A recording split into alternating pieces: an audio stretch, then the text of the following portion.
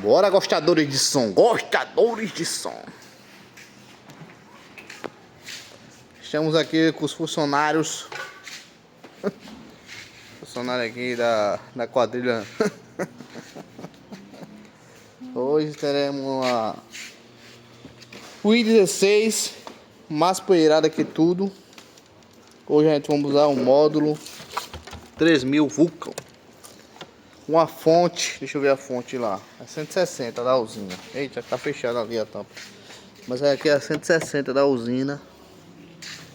Um sub e uma...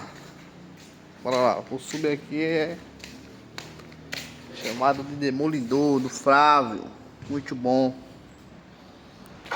O médio a gente vai usar a 615 da JBL. Para retorno, o APZ, essa APZ é de 400 watts. Ela é APZ. Vamos usar duas. Mesmo sistema aqui, mesmo sistema lá. A mesa vai ser a i24. O transporte é uma manta. Aí é foda. Os cabeamentos é aqui nessas caixas de lanche. O povo, toda vez que eu chego com essas caixas, o povo diz que é lanche. Bando de filho da miséria. Mas estamos aí. Um aniversário de 15 anos do Ricardo aqui da assistência. Microfone, hoje vai ter pagode. É o Dylan. Muito bom, Dylan. Microfone sem fio, o Arcano. Muito bom o Arcano. E é isso aí, não tem muito segredo não. Tem essa caixa aqui, que ela serve pra pessoa sentar em cima. Aí não é minha essa caixa, mas serve pra sentar em cima. Serve de tamborete.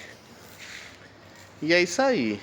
Aqui vamos fazer. Vai fazer lá, essa que você fez aí, vem mostrar como você. Ah, mas tá sem cabo. Ele botou aqui a abraçadeira.